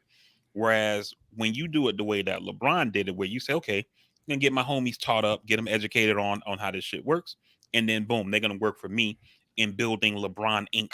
essentially, right? And now you talking to your folks, and they know what the larger vision is, right? Rich Paul got his own agency, right? You don't think LeBron James got a piece of that? He probably can't, like, officially, because he's an active player. He can't be managing other players, right? But you can't tell me that once LeBron is retired, he's not going to get his slice of whatever that pie is that Rich Paul built at the agency. You talk to your man Maverick Carter, yo, I want to get into this, I want to get into that. He's on the sideline working on the movies, working on TV, the production, the producing, making the alcohol or whatever it is. You know what I'm saying? And you just do what you got to do, focusing on your game, making sure you get better to keep making money, to make people want to keep giving you money, and then y'all just all winning together because everybody is tied into the larger goal of making LeBron Inc. better. Whereas when you with Drew Rosenhaus, it's like, okay, I got you all this money for this deal. I got to go move on to Aaron Donald now. I got to go move on to so-and-so now. I got to go move on to this player now. You know what I mean? And not only that, even if LeBron doesn't get a slice, it's a family thing. Like, dog, we came out the gutter together. You know what I'm saying? And I'm not just gonna give you the bread. I'm gonna give you the opportunity to make your own. And I want you to succeed because you're my family. Like I said, these dudes, the Drew Rosenhauses, all these people, we don't even talk about the unsuccessful guys they managed, the people that that didn't stay in the league, the people that didn't make it. You know what I'm saying? When you got a guy and you're an agent and you got a guy you see is on a downcline, he's doing too much booger sugar, he's buying too many strippers, and Drew Rosenhaus might be like, can there be too many strippers? What? I think that's a later debate. But what did he say? He said, can there be too many strippers? Oh. And you looking at this guy going down the wrong path as a dude like Drew Rosenhaus. They say, well, and another thing, guys, and I keep using him because he's just always been the most polarized agent. Yeah. You know what I mean? And I just remember the times that he's come on TV and said, well, I talked to the guy, I told him stop sniffing crack, I told him stop sniffing coke, whatever, and it was what it was. To your point, VP, is not really that much investment in the player versus the brand that was Rosenhaus. So, I mean, it's definitely, and we always talk about this, man. LeBron is definitely somebody that you can model things for as an athlete, as a black entrepreneur in this nation. Just the things, him showing up to the promise school and how successful that is. I mean, it's a beautiful thing, man. I mean, he ain't shit as far as not being in a dunk contest, but it's a whole nother thing. And to your point, EJ, what you were just talking about with a Drew Rosenhaus, it's kind of like I already got paid. When you signed the contract, I got paid. Mm-hmm. You know what I mean? Whereas with like a LeBron, Rich Paul situation, it's like my success is your success is my success. You know what I mean? So, and we have dinner together. Like Rich Paul's coming over for dinner because I've known you forever. You know what I'm saying? You're calling me not just for business. You're calling me to be like, hey, how's the kids? You're calling me to be like, yo, you want to grab a drink? Hey, you know what I'm saying? Like that's the difference between building a relationship, and just having a real relationship versus just a business relationship.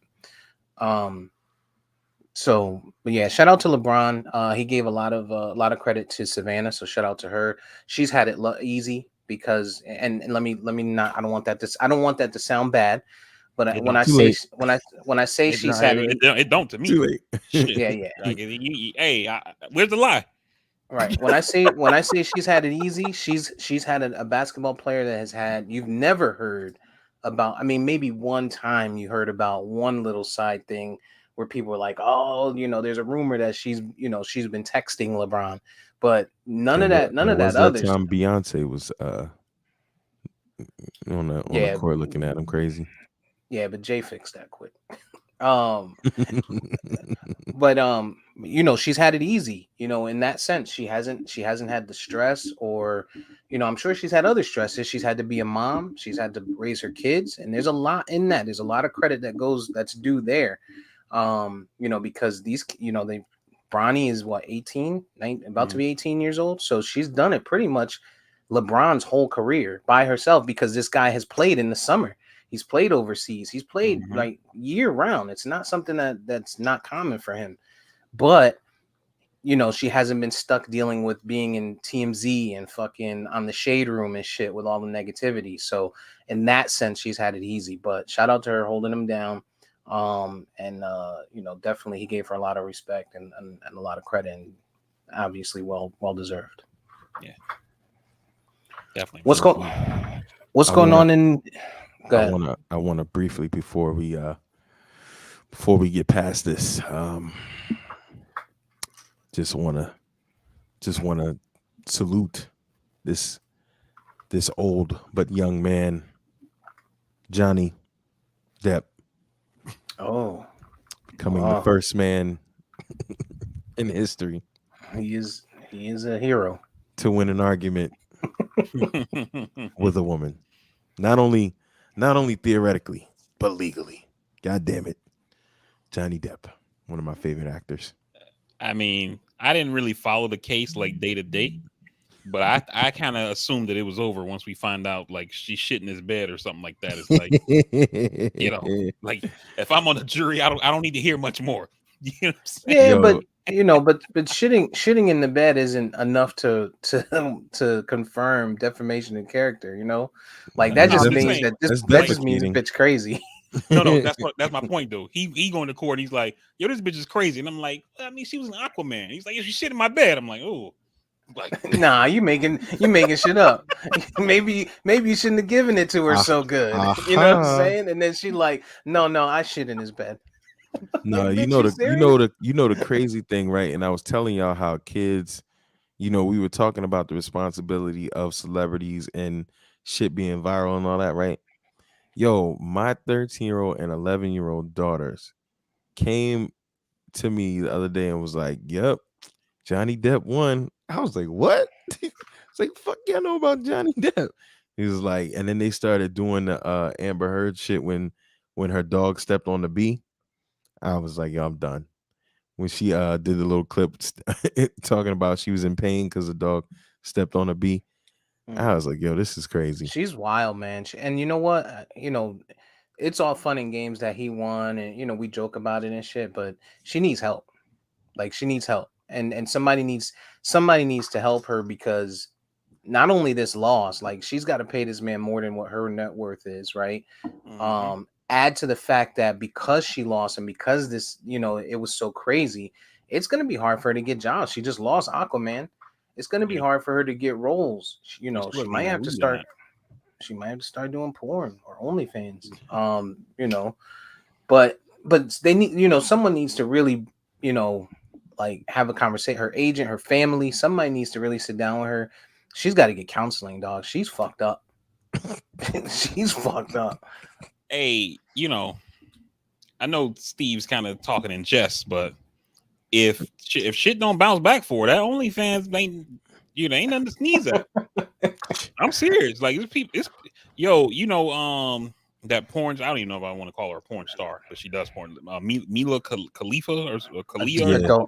Adult entertainment. Yeah. No, I just mean I feel like there's a difference between a star and a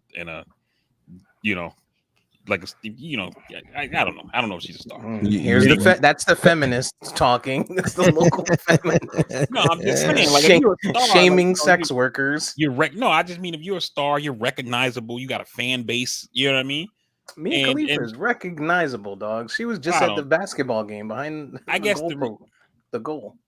I guess the reason I say that is like she, like, her scenes are like whack to me. Like, I don't get it.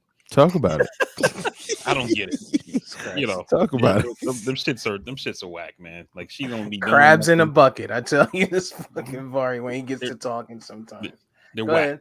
But anyway, for the Amber Heard situation, I'm saying, like, there's a living that could, not even a living, There's a pile of money that could be made. Like she already got the name. People already know, she's wild, basically. She gonna Yeah, shit on the bed, huh? hey, it's people out there, man. There's a lane for everything. It's something out there for everybody. Like Cam said, you can't get money in the earth this big, you worthless kid. There you Like go. that chick that said she made $1 million for selling her jars that she farted in and clothes, and people were buying them shits. Boom. And There now you go. the same chick came out and said that she's at it again, selling her boob sweat. Like this Boom. bitch is making money selling boob sweat. Yo, there you go. We just not creative. Where's Rich Paul when I need him? That's like, yo, I saw this video of this chick on YouTube, and she was like, I think she said she made like $7,000 on OnlyFans in 2 weeks. And she was like, all she did was she started the OnlyFans. She already had like kind of like an IG following. And so she posted on her IG that she was starting an OnlyFans. This is how you sign up. You go to link, blah, blah, blah. And then she was like, the pictures that she posted on OnlyFans were the same pictures that she was posting on Instagram. But people were paying for the OnlyFans. Business model, baby. Business model. I'm about to, you know what? You know what My this says? We're They're a like, yo, sick, these the exclusives. we're a sick fucking society, yo. Yeah, We're a that's sick true. fucking But society. EJ, they've also always said sex sells. True. And Shit, it's And the oldest one thing that's profession. undefeated, boom, other than Father Time, yeah, boom.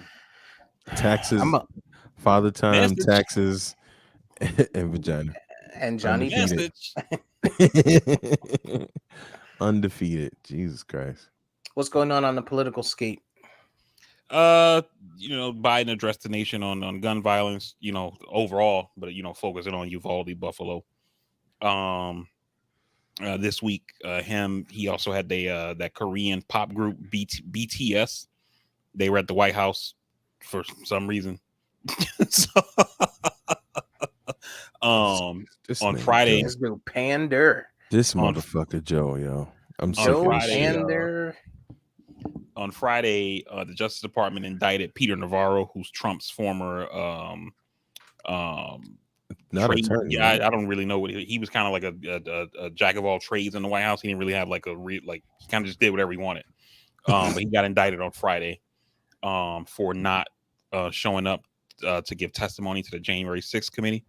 They got him with 2 counts of obstruction of Congress, 1 count for the documents, and then 1 count for testimony.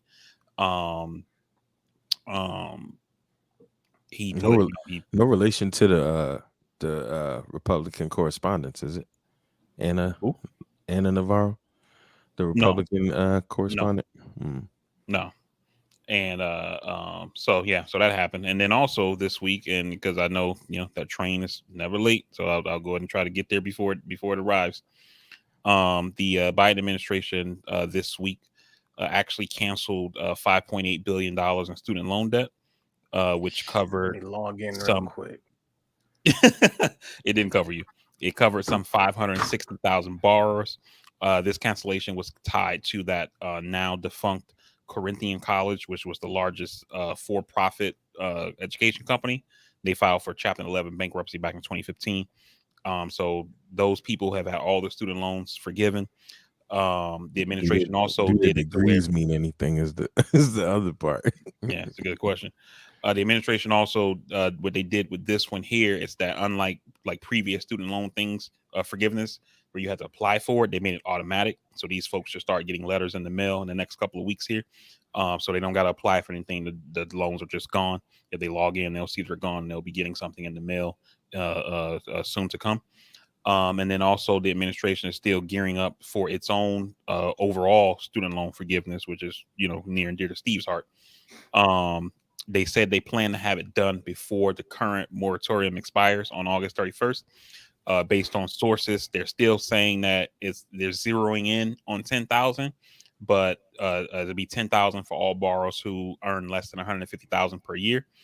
But that's not locked in yet. And congressional Democrats from the Black Caucus and Hispanic Caucus continue to try to pressure Biden to go above the 10,000. If I had to, like I told Steve, we talked about this last week, I think he should just go for the full 50 like let his nuts drop, and it's a campaign year. Show people what you do with power. If he doesn't do that, I would say the next best thing is to do what he's doing now. Put out the 10, let these people lobby you for more, and then you go higher, and then you say, look what Joe did for you. Now I need you to come through for me on that thing that I want to get done, and kind of leverage it that way. But I'm not a part of an organized party. I'm a Democrat, so I doubt that that's going to happen. Right. Well, I'm glad to see the CBC trying to do something, because student loans, affect something like 80% Black and brown people. So, I mean, I'm just Oh, saying, we did you vote for him consider being Black. you consider that something? No, I mean, I'm glad to see the CBC doing. 10,000. I'm glad to see the CBC doing something other than having annual galas. Oh, I got you. I got Yeah, you. I mean, them shits be fire. I'm just, them shits be fire. Great open bar scenario, great live bands, great performances, but don't really shit be happening for the Black people from them shits. So I'm glad to All see right. them lobbying something, for once. So that's all we got in political news. Every time we talk about politics and we talk about the insurrection and Trump's people getting indicted and stuff, I never hear Trump. So I mean, Biden better do something, man, because Trump is on his ass. So on that front, what I would say is that it's kind of like we talked about this a few weeks or maybe a few months ago when I said that I saw a quote on the news when they were talking about the whole insurrection, January 6th, and they were saying if Trump or people in the White House were being investigated for their role in January 6th, it would look just like this, where you wouldn't really be hearing a lot, you know. Mhm. But if they weren't doing anything about it, it also would look just like this, where you're not really hearing a lot. The difference, though, is that we found out in the last couple of weeks that there's a grand jury in panel, and some grand jury subpoenas have gone out. And the only reason that we found out about it is that people who got the subpoenas have been talking about it. So the same guy, Peter Navarro, says that he got a subpoena on Tuesday, I want to say, asking him to come testify to the grand jury, and then he got arrested on Friday. They wouldn't have sent him a subpoena to ask him to come testify for something they were going to arrest him for. Like they're not allowed to do. Like, you can't testify to grand jury for an investigation you're a target of. You know what I mean? So that's leading people to believe that he got this subpoena because this is from the grand jury that is investigating January 6th. And so by him getting that subpoena, that means they've reached the White House at this point. And they're kind of just, the way investigations are supposed to work is that you kind of start at the bottom, turn over rocks, and then that rock tells you one thing, which leads you to more rocks. You know what I mean? It's going slow, but that's the hope. Looking at what's happened, throughout the years, I find it highly unlikely that anything happens to Trump. You know what I'm surprised at? That these political organizations, QAnon, a number of QAnon is a conspiracy organizations. group, not a political organization. I mean, to them they are, but Right, that's true. whatever, respective to whatever you feel. I just find it interesting how none of these groups associated with January 6th, and we're talking about criminal organized enterprise. Nothing RICO related was being discussed. I mean, it almost seems like RICO laws only apply to Black and minority people in drug related situations, when it really is inclusive of organized crime and criminal activity. And you're I agree. trying to lump in a group of, you know what, couple thousand maybe, or hundreds of people involved in an act against the nation's capital. It's just funny how the RICO thing never floats around for the situation. And I'm sure there are technical aspects that someone could probably tell me I'm wrong about, but it's just surprising to me how quickly that gets thrown in the communities of Black and brown people versus this situation here and so many others. It's just interesting. I mean, I don't want to be on the super pro blackness this episode, being that it is June and Juneteenth is coming up, but it's just interesting to me. Juneteenth is on Father's Day. They find every fucking reason to take anything from us. Yeah. Juneteenth, I can't with you. I can't with you. I can't. Just get yourself, you know, something ethnic to put on, and make sure you get some breakfast for that day, bro. You should take that as a double day. Yeah. I think I got a dashiki or something. And I'm gonna probably go get some of that. I'm gonna get that great value African ice cream they got because it's hot. Yeah. Get you some oil sheen for your beard that day. Make sure it's proper. Like, you know what I'm saying? You should get double. You should get double whatever you get that day. Let's go down to the oil guy. Yeah. Get me some Egyptian musk. Yeah, that Egyptian musk is legendary. That'll do it. That's legendary. VP don't know nothing about that. They don't sell oils in Miami. It's too hot. Yeah. All right. What else is going on? What you guys been watching? Man, for me, the usual stuff. You know what I mean? Caught up that last episode of The Man Who Fell to Earth. I'm loving the show more and more, man. Really? And yeah, I told I think you guys really like the show, man. Like, you should check it out. I started watching the first episode this morning, but I was half asleep, so I had to stop. But it was funny as shit. Yeah, the first opening few minutes. This past episode, he at this point he's like trying to build this energy generating machine, which is what he came to Earth for, and the CIA knows about him, so they're like spying on him. So they got like mics and cameras in like his facility where he's working at. Right. And like on his planet, like they just work. You know what I mean? Like everything is like down to a science. Like even the black girl who's like the secondary character in the show, he needed her to come with him, and she's like, I gotta stay here and help my dad, because her dad is the dude who plays Lester from The Wire, but he's like handicapped. Like, I don't understand why Josiah, which is his name, is like still living. He's past his prime. Like, like he should have already self-terminated. I'm like, yo. So, but like, because he don't like, they don't have like feelings and shit like that where he's from, so he don't understand that kind of thing, And so in this episode, he's like working with they got a team now, this company that he's working with, right? And so like all the engineers are there, and the lady comes in and she's like, I tried to go to the bathroom and the door was locked. And he's like, yes, the logs show that you went to the bathroom at 9:57 this morning. And based on your age, you should not have to be using the restroom that much. And so the other dude walks in who's like working with him, and this dude knows that he's an alien. Nobody else knows except like the CIA and the two people working with him, right? And the dude was like, whoa. He's like, how about you guys go take a break? And he's like, I'd actually take tomorrow off. And the lady's like, why? So I can call my lawyer? And so when he tells him to take tomorrow off, oh boy, so the alien dude is like, it's not necessary for them to take tomorrow off. Once they finish what I have for them doing now, I'm gonna break them into 5 groups for 5 groups for rest, and they can each sleep in rotating cycles of 11 minutes. And the CIA dude who's watching him, like his character, he's kind of like a taskmaster. He'd like be on people's ass about getting shit done, and he's listening. He's like, God damn, like I'm gonna bring him into 5 shifts so he can sleep in rotating 11-minute segments. That's funny. The writers are definitely playing on the American labor system on that one. Yeah, definitely. I watched Obi-Wan Kenobi. I mean, I know y'all don't fuck with Star Wars, but I do. I got a problem with my Disney Plus. Is it a financial problem? Pretty much. Yeah. The personal account who I use, they ain't paid the bill.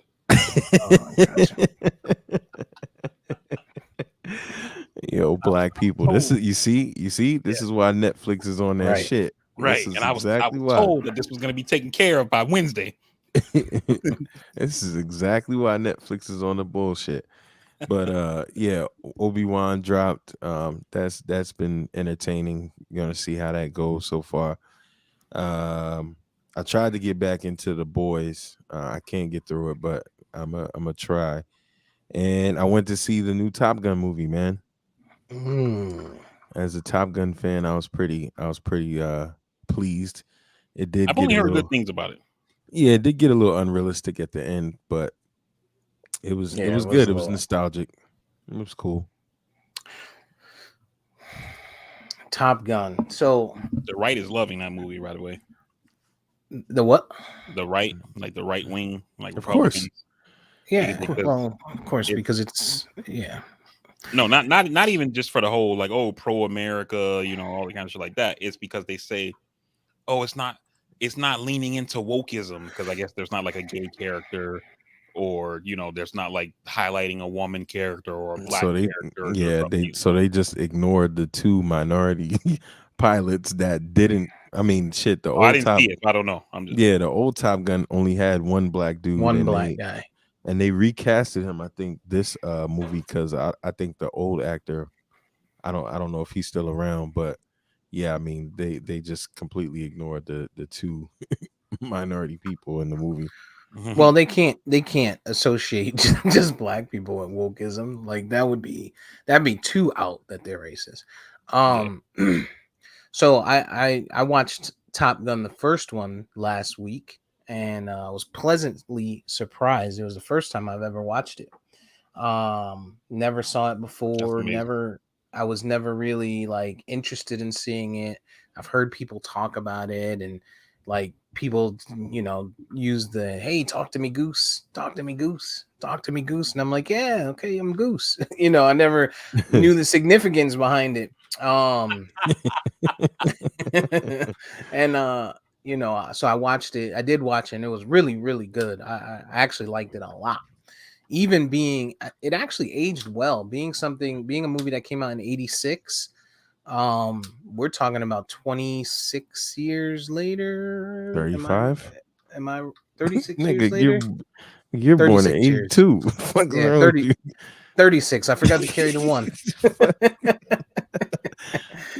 36 years later, and I still enjoyed it a lot. It has nostalgic music in it. I think that was a big piece to it. The one downside that I think I posted in the chat was that there was only one black person in it.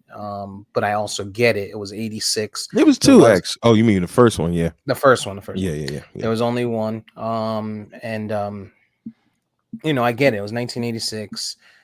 It is what it is. But I thought it was pretty good. And then the second one, I saw it on someone's Plex server.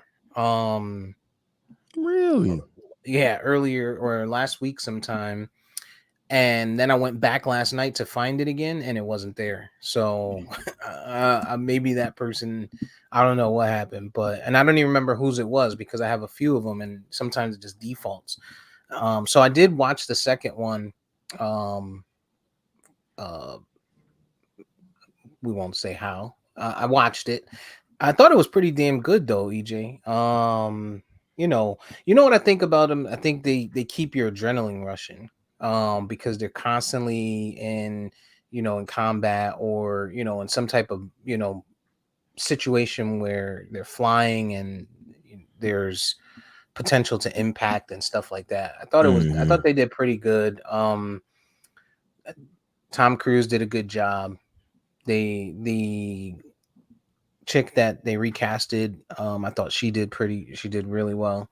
You talking about Jennifer Connelly? Yes. Nah, they didn't recast her. They just they did something very interesting. They CGI'd and de-aged her. No, what they did was so the first movie, and it's kind of crazy how they tied this all together 35 years later. In the first movie they talked about this current character's person in the first movie, but you never see her. So in this movie, they actually made her a focal point to be present, and they kind of just forgot about the other chick. So basically, Oh, okay. So basically, it was like, oh, Vari used to date Aaron back in the day, but we never actually saw Aaron on camera in that old movie. This movie, they actually bring her on and say, okay, well, this is Aaron and here she is, and we're not going to talk about the other chick he met in the other movie. Gotcha. So The actress that played the other chick was she went public saying, you know, she knows why she wasn't recast, and she said it's because she's not hot anymore and she got fat. Damn. So she was a little upset. And then also, I think was it Meg Ryan? Is that the other one? Meg Ryan was Goose's wife in the first one. Yeah. Okay, yeah, and she wasn't in this one either. That was different. So I think she also made mention of not being recast. But Val Kilmer looked pretty damn good for a guy that had throat cancer in real life. And you know, they did. I thought they did a good job, you know, playing the vocal cords and shit for him. So, but it was, you know, I want to go back and watch it again because the copy that I saw wasn't that. I mean, it just wasn't that great. Yeah, people walking in the middle of the screen and shit. Nah. I don't got nobody. Never mind. Pass me them juju beats. Right. But I liked it, man. I liked Top Gun. I did watch it and I liked it. I watched the first episode of P Valley. I did see that too. Back at the Pank. Well, Back at the Pank. I'm good. Sort of. I'm good. I'm a little disappointed in this season so far. Exactly. That's why I'm. Yo, look. I make no secret. I like what I like. Glad we're almost at. I'm glad we're almost at 2 hours. No one's gonna hear this. But the show don't gotta have that. Like a show don't gotta have the nudity to get me to watch, right? But you can't have a show that takes place in a strip club and there's no nudity in it. Like that don't even make sense. It's only episode 1. Nah, I ain't trying to hear that. Yeah, I ain't with you. They sold me the first season. It was just from the first joint, you know, just in your face, bow. But now, you know, the actors got some money under their belt. You know what I'm saying? They famous. They wrote them clauses, Emily, man. Yeah, what's her name? Emily, the one who played Daenerys from Game of Thrones. Contract. Oh yeah. Yeah, that changes. So you know, yeah. Plus, I mean, like this. I think a lot of their a lot of the filming was done, you know, towards the middle and end of COVID. They were still like actually dealing with it. That's why they made it seem like they built it into the story with the masks and stuff. But that's what one of the things I was reading, that a lot of the filming took place during that time. So I'll tell you one thing, them motherfuckers always make me feel like I'm hot watching that damn show. Like they ain't never in the AC. They always sweating and shit. They always sweating. It's Mississippi. Exactly. I mean, the motherfuckers got AC in Mississippi. Maybe not Chucalissa. Kind of, right, exactly. They might have some AC, but the other note about Top Gun, though, they were actually flying some jets in that movie. So Tom Cruise took it to another level as usual. Oh, he learned to fly? Well, Tom Cruise has known how to fly since 1994. He's had his pilot's license, and he has the plane that he actually has in the end, the T whatever it is. Oh, that's his actual plane that he owns, and he actually flies. And okay, gotcha. And but I just mean like, no, the cast did do some flight school training, and I believe they did fly some scenes in this movie. No. And Vari, your guy is in there from Issa Rae's show. Insecure. Jay, whatever his name is. What's his name in Insecure? Shit. Lawrence. Yeah, Lawrence is in there. I wish he had more screen time, but I was surprised to see him. So typically what happens in those scenes that you're seeing is that the production studio has to pay the Pentagon like a fee to use the jets and like the aircraft carriers and stuff like that or whatever. And then they'll like, sometimes those guys will be like in real planes, but they're sitting in the back seat. Like if they're like in an F-14, for example, which is a 2-seat plane, they'll be in the back, but it's filmed in a way to make it look like they're in the front flying, but they'll be in the back where like the navigator is, like where Goose would have been sitting in that case, Steve. But for the most part, they're not flying, or if they are flying, they're in like a flight simulator Like, so they're like on a sound stage somewhere in a simulator, and they're just making it look like they're flying or whatever. But like in scenes where they're using actual military aircraft, those aircraft are essentially rented, but it's actual military pilots flying them. Thanks for fucking up my fantasy. But anyway, But he did fly the old plane though in the end, because that's his actual personal plane, and it's like one of those T-101s from like World War II or some shit like that. gotcha. Yeah. But also, this last 2 weeks, I don't know if I mentioned it last week on Bingeables. HBO put out the trailer for House of Dragon, the Game of Thrones prequel. Mhm. Looks pretty good, but you know, I'm still fucking butthurt about the last one. So I mean, I'm gonna watch it. So, but still, and they also dropped the trailer for season 4 of Westworld. Still never watched that. Mm-mm. Still never watched that. What's the release date on the dragon shit? Give me 1 second here. Jesus. Are you supposed You to said have it's this? you said it's called House of Dragons? House of the Dragon. It is There's a new series coming out on Amazon where Chris Pratt is like a August 21st. CIA agent, and that's coming out in like July. That shit looks pretty good. Mm. Chris Pratt usually delivers. Yeah, August 21st on that, Steve. Okay. Well, I look forward to it. I definitely look forward to that. Hopefully they can HBO can revive that the Game of Thrones to what it was at one point, because they really, really they did a number on it with that last season. It's fucking bullshit. Indeed. I think that's all I've been watching. I finished The Circle. I think we talked about that. Finished The Yeah, we Circle. Finished that a while back. That's it, man. Top Gun, man. I'm a Top Gun fan now officially. It's one of those 80s movies, like I was explaining to someone. We've been at this shit with Russia for the longest.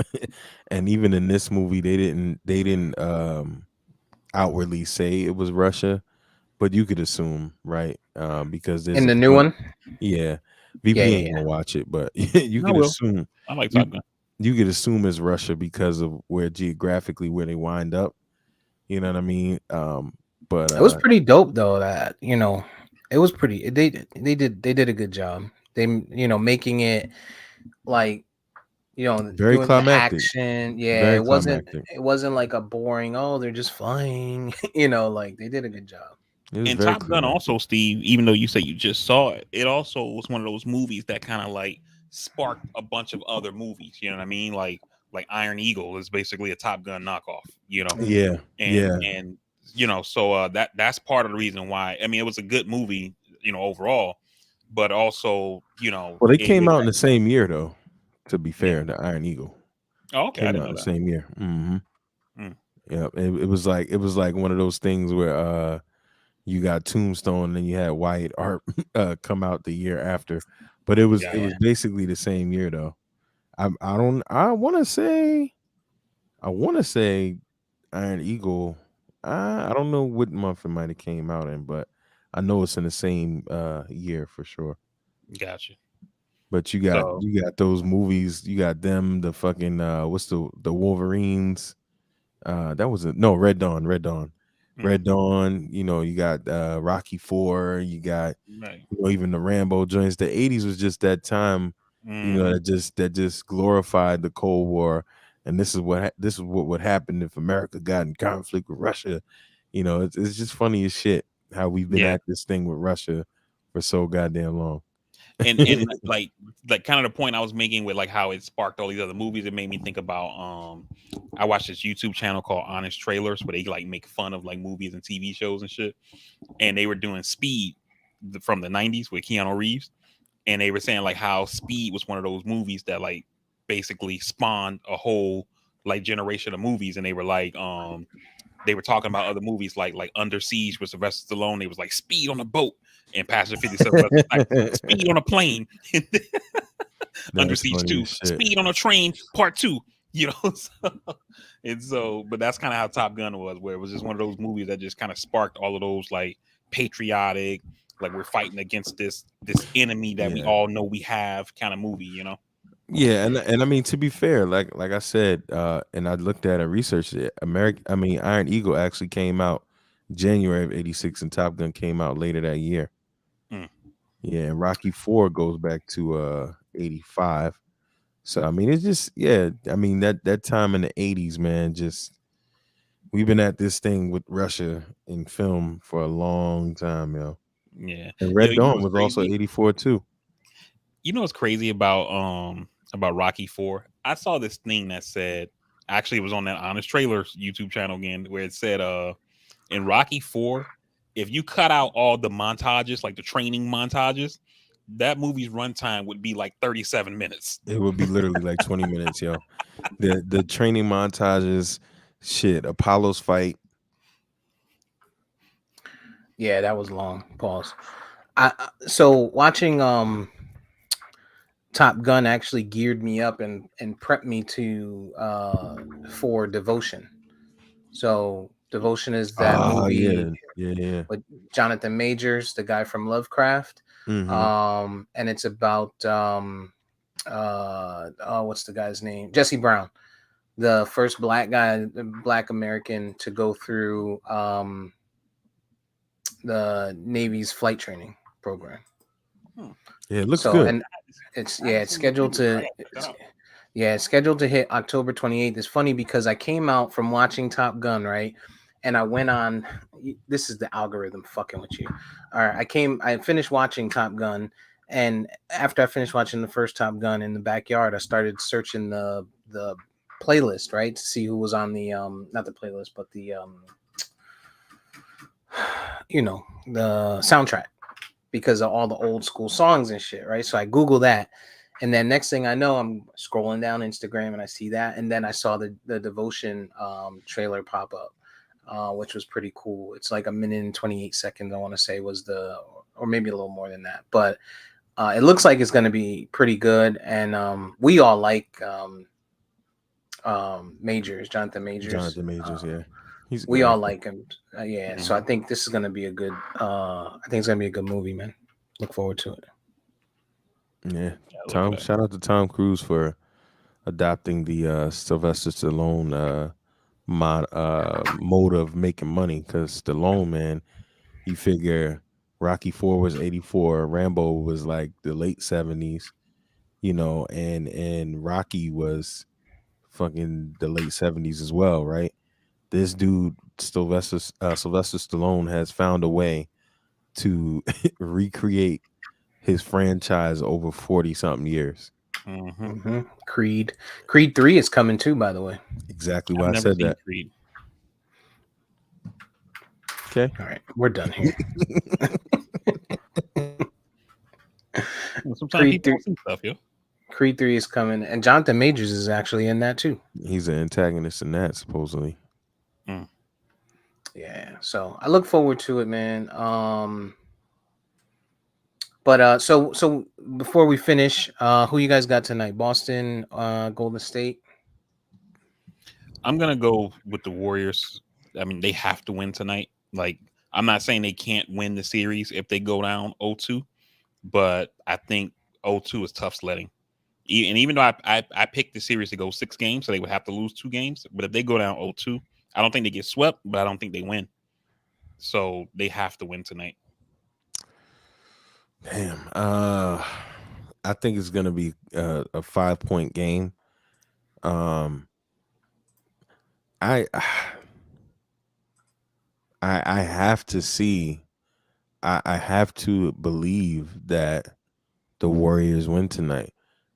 Even if they don't, I can see them going into Boston and beating Boston the next game. I don't know, man. Something is telling me that Boston's gonna win tonight, but that's like my heart. I'm not a Boston fan. We all know that. My heart is telling me that Boston's gonna win, but the logical person to me is saying Golden State's gonna win. Damn. I'm gonna go with Golden State by a margin of 4 or 5. Got you. Yeah, I think Golden State will bounce back tonight. Uh, it's gonna take a lot. I mean, the biggest piece is them, understanding that they can't just stand around and watch Steph Curry do it, which is what a lot of the teams did with LeBron as well. Um, so I got Golden State, and I still got Golden State winning the series. Yeah, I got Boston 7. All right. So with that, I think we can go ahead and pass this thing over to the VP of research today. Motherfucker research one thing. You know what it is? VP don't want to set his standards too high because then you start to, you expect it. He becomes a de facto research person. Right. So once he does it that one time, it's like, damn, this guy's a superstar. It's like, I don't want to spoil you motherfuckers. Right. Where would we be without him researching so, quickly? That's fine. All right. Wow. I'm gonna pass it off to you, man. You can get us up out of here, and so we can enjoy our Sundays. Folks, we definitely appreciate everybody who joined us today on this episode of the Castworthy Podcast. For those who listen live, we definitely appreciate you taking that time out of your morning/afternoon. For those who are listening when this episode posts, we appreciate that time as well. Like we always say, while you're there, you can leave us a like, comment, subscribe, share, and follow. It definitely helps us with the algorithms on these different sites to try to reach more people. You can also find the podcast on all podcasting platforms. Just search at Castworthy. For the social media, you can find our social media at Castworthy as well. On Instagram, it's at Castworthy_podcast. And again, while you're there, leave us a like, comment, share, follow, subscribe, all that good stuff. Tell a friend to tell a friend. And as always, man, make that phone call, reach out to somebody, let them know you're thinking about them, let them know, they're on your heart. Send that text message tomorrow. And promise, as we started the episode talking about me, my wife being in an accident. Yeah, it was a small fender bender, but you never know. You know what I mean? So make that phone call, send that text message, whatever it is, reach out to somebody, forget all the bullshit that happened whenever it happened. Just reach out and say what's up. I'm pretty sure they'll appreciate it. I'm pretty sure you'll feel good for it. Yeah, with that said, man, we're going to get out of here. We definitely appreciate you guys taking that time. And we will see you on the next episode of the Castworthy Podcast. We're out. We love you. Peace. Fuck Boston.